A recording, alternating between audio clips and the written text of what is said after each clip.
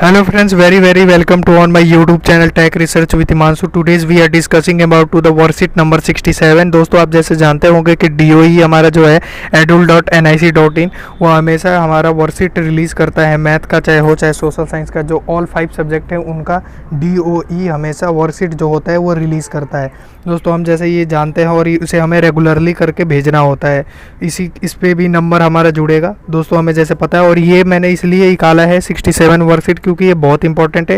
ये 13/1/2022 का जो है वर्कशीट आया हुआ है, मतलब पिछले महीने का है ये वर्कशीट। और मैंने ये इसलिए निकाला क्योंकि इससे आपको मैं बेसिक कॉन्सेप्ट कुछ समझाना चाहता हूँ पृष्ठीय क्षेत्रफल और आयतन के बारे में, जिसको आप समझेंगे और बड़ी अच्छी तरीके से, और इसे अभ्यास भी कीजिएगा इस वर्कशीट को बढ़िया से। दोस्तों मेरा कहना है कि जो भी DOE की तरफ से वर्कशीट आती है उसे आप इसका ऑफिशियल वेबसाइट पे जाइए, डाउनलोड कीजिए और उसकी प्रैक्टिस कीजिए, क्योंकि ये आपके लिए और मेरे लिए भी बहुत इंपॉर्टेंट है कि हम लोग इसे वर्कशीट को डिस्कस करें और इसके बेसिक कॉन्सेप्ट्स को भी क्लियर करें, क्योंकि हो सकता है इसमें से भी ज़्यादातर आंसर पूछा जाए। दोस्तों सबसे पहली बात जो पृष्ठीय क्षेत्रफल है और आयतन, दोस्तों मुझे जब टाइम मिलता है मैं आपको वीडियो प्रोवाइड करा ही देता हूं। तो दोस्तों मुझे अभी टाइम है तो मैं आपको ये वाली वीडियो प्रोवाइड करा रहा हूं, तो इसे अच्छे से कीजिएगा आप। जैसे मैं दोस्तों इसके कुछ बेसिक कॉन्सेप्ट बताने के लिए वो वर्कशीट ले रखा हूँ, पृष्ठीय क्षेत्रफल और आयतन। तो दोस्तों पृष्ठीय क्षेत्रफल और आयतन से हम क्या समझते हैं?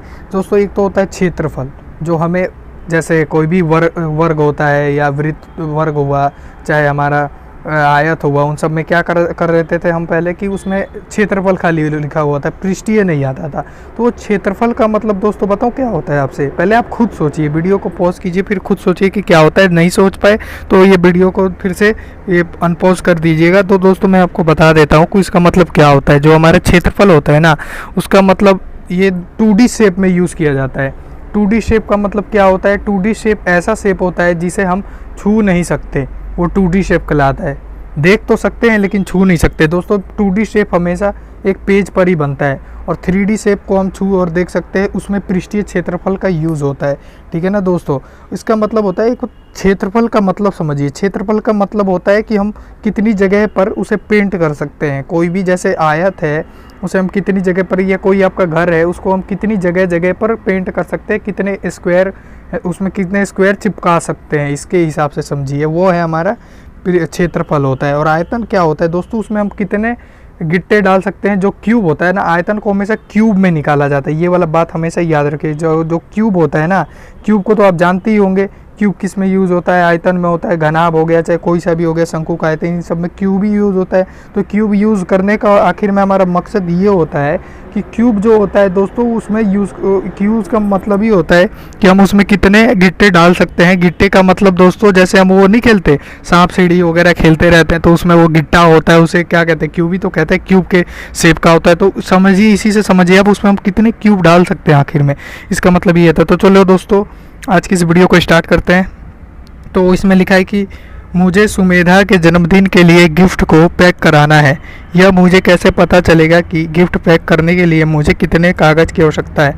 दोस्तों मैंने ये पहली वर्कशीट वैसे तो करी नहीं है अभी, लेकिन मैं आपको बता देता हूँ कि इसमें एक सुमेधा नाम की ये लड़की है, उसका बर्थडे है और वो अपने दोस्त से बात कर रहा है, एक लड़का। वो कह रहा है कि मुझे सुमेधा के लिए गिफ्ट पैक कराना है। मुझे ये नहीं पता कि मुझे उसमें गिफ्ट को पैक कराने के लिए कितने कागज़ की आखिर में हो सकता है। तो फिर इनका जवाब है कि ठीक है युग में मैं तुम्हें बताती हूँ कि गिफ्ट बॉक्स में पैक कराने किताबें हैं। किताबें मतलब उस बॉक्स में। क्या तुम मुझे बता सकते हो कि गिफ्ट बॉक्स में कितनी किताबें आ सकती है? अब गिफ्ट बॉक्स में कितनी किताबें आ सकती हैं, क्या हम इसे बता सकते हैं? और बहुत आसान है। ये लड़का कह रहा है तुम्हें उतने ही कागज़ की आवश्यकता है जितना गिफ्ट बॉक्स का पृष्ठीय क्षेत्रफल है। अब दोस्तों इसमें एक टर्म यूज़ हुआ है, पृष्ठीय क्षेत्रफल। पृष्ठीय क्षेत्रफल का मतलब वो जो संपूर्ण पृष्ठीय क्षेत्रफल है ना, उसमें संपूर्ण पृष्ठीय क्षेत्रफल का पृष्ठीय क्षेत्रफल और संपूर्ण पृष्ठीय क्षेत्रफल का मतलब एक ही होता है कि उसमें पूरे का कितना, अगर पूरा जो है ना, जो पूरा होता है हमारा वो घनाभ या घन, उसमें वो क्या होता है? संपूर्ण पृष्ठीय क्षेत्रफल। मतलब उसे हम कहाँ कहाँ चिपका सकते हैं। वो हमेशा क्षेत्रफल मैंने कहा क्या स्क्वायर में निकलता है, और स्क्वायर का मतलब होता है कितनी जगह पर हम चिपका सकते हैं चीज़ों को। तो अब दोस्तों अब तो आपको ये कॉन्सेप्ट क्लियर ही हो गया होगा। इस स्थिति में तुम्हें पृष्ठीय क्षेत्रफल ज्ञात करना होगा। ये जो हमारे लड़के हैं, वो सुमेधा का वो जो लड़का है वो सही कह रहा है। और दोस्तों हम आगे चलते हैं। हाँ, आकृति में गिफ्ट बॉक्स तथा कितना किताब का आयतन ज्ञात देखो दोस्तों, मैं अब बताता हूँ कि ये जो सुमेधा है वो कहती है कि इसमें आखिर में कितने, ये जो बॉक्स है ना हमारा, उसमें कितने आखिर में किताबें आ सकती है। तो देखो दोस्तों, मैंने जैसे आपको कहा था कि हम कोई भी चीज़ को निकालना होता है, उसके लिए हमें अगर किसी भी चीज़ को हमें डालना हो किसी बॉक्स के अंदर, तो उसके लिए हम आयतन का ज्ञात करते हैं, और आयतन हमेशा हमारा सेंटीमीटर क्यूब में आता है, ये समझिए। तो क्यूब का मतलब ही होता है हम उसमें कितने चीज़ों को डाल सकते हैं। और वो जो किताब है वो घनाभाकार का हो सकता है, घनाभाकार नहीं तो घन के आकार का हो सकता है, दोनों में से एक का तो आकार का होगा ही, लेकिन आयत नहीं हो सकता, क्योंकि आयत को हमेशा हम पेज पर ही बना सकते हैं। ये बात आप हमेशा क्लियर करके रखिएगा, क्योंकि ये बहुत कन्फ्यूजन वाला कॉन्सेप्ट है। पृष्ठीय क्षेत्रफल और आयतन में क्या अंतर है? पृष्ठीय क्षेत्रफल और आयतन के अपन अंतर को देखते हैं, जो कि इस वर्कशीट में बहुत क्लियर तरीके से समझाया गया है। किसी भी वस्तु एवं आकृति के पृष्ठों का क्षेत्रफल उसका पृष्ठीय क्षेत्रफल कहलाता है। क्या क्या? किसी भी वस्तु एवं आकृति का पृष्ठीय क्षेत्रफल उसका पृष्ठीय क्षेत्रफल कहलाता है। पृष्ठीय क्षेत्रफल को दो तरीकों से मापा, जो पृष्ठीय क्षेत्रफल होता है उसे दो तरीके से मापता है। पहला है कुल पृष्ठीय क्षेत्रफल, जो पूरे वस्तु का ऊपर नीचे, जैसे अपन अपने घर का देखते हैं, अपन घर जो हमारा घर है वो एक कैसा घना भी है, घन के आकार का होगा। और देखिए आपको दोस्तों, एक ऊपर का दीवार नापिए, एक नीचे का 2, फिर दाएं बाएं का 3 4 और आमने सामने का 6 हो गया। तो कुल हमारा कितना हो गया? 6। तो मतलब 6a² से हम इसे निकाल सकते हैं अगर घन होगा तो हमारा। दोस्तों आप समझ ही गए होंगे कुल पृष्ठीय क्षेत्रफल क्या होता है, मतलब पूरा घर का क्षेत्रफल। और पार्श्व पृष्ठीय या वक्र पृष्ठीय होता है चारों दीवारों का क्षेत्रफल। इसमें हम ऊपर और नीचे का हिस्सा नहीं जोड़ते, बल्कि चारों तरफ का जोड़ते हैं हिस्सा। ये क्या होता है? हमारा पार्श्व या वक्र पृष्ठीय क्षेत्रफल होता है। यह 2 विमीय मापन है तथा वर्ग मात्रक में मापा जाता है। इसे किस में? वर्ग मात्रक में मापा जाता है। जैसे मैंने कहा मीटर स्क्वायर, सेंटीमीटर स्क्वायर, समझ ही गए होंगे आप। पृष्ठीय क्षेत्रफल मापने की कुछ स्थितियाँ: गिफ्ट को पैक करना, दीवार को रंगना।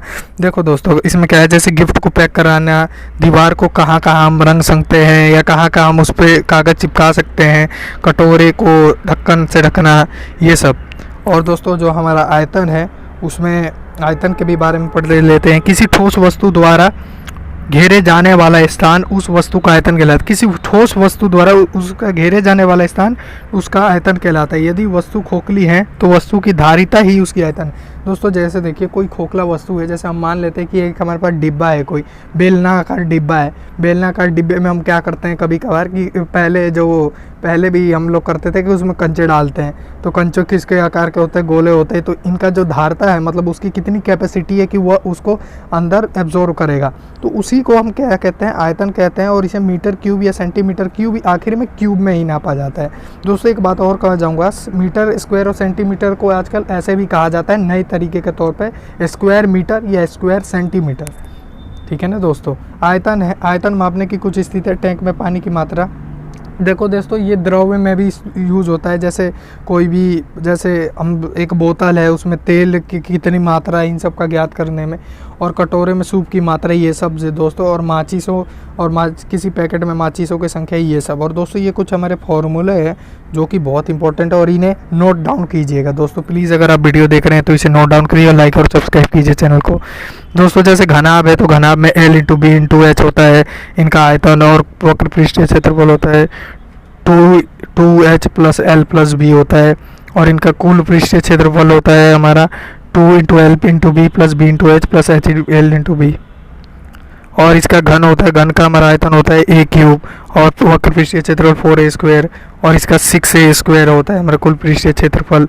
इनका डेरिवेशन भी एक तरीके से इसमें समझाया गया है, तो इसको मैं आपको बाद में क्लियर कराऊंगा इनका डेरिवेशन कहाँ से हुआ है। ठीक है दोस्तों। तो लंब वृत्तीय बेलन का क्या होता है? πr²h मतलब वो आयतन होता है। और वक्र पृष्ठीय क्षेत्रफल क्या होता है? 2πrh होता है। और इनका πr/L + r होता है क्या? कुल पृष्ठीय क्षेत्रफल। गोले का 4/3πr³ होता है आयतन। 4πr² होता है हमारे वक्र पृष्ठीय क्षेत्रफल। और ये 4πr² होता है इसका कुल पृष्ठीय क्षेत्रफल। 2/3 अर्धगोला हेमिस्फीयर जो होता है उसका 2/3πr² होता है उसका आयतन। 2πr² उसका हमारा वक्र पृष्ठीय क्षेत्रफल होता है। और इसका कुल पृष्ठीय क्षेत्रफल होता है 3πr³। दोस्तों आई होप अगर आपको ये वीडियो अच्छी लगी होगी तो लाइक, सब्सक्राइब एंड शेयर जरूर कीजिएगा। तो थैंक यू दोस्तों। और मैं इसमें कुछ 1-2 आंसर भी करवा देता हूँ आपको। निम्न वस्तुओं की आकृति का नाम लिखिए। इनकी वस्तुओं की आकृति का नाम लिखना है, आप इसे सॉल्व कर लीजिएगा। मैं थोड़ा इधर रोक देता हूँ, अगर कोई दिक्कत है तो मैं फिर से इस वीडियो को इस लेक्चर को फिर से दोबारा कंटिन्यू करवा दूंगा, कोई दिक्कत नहीं है। तो थैंक यू दोस्तों, वीडियो अच्छी लगी हो तो लाइक सब्सक्राइब एंड शेयर करना मत भूलिएगा।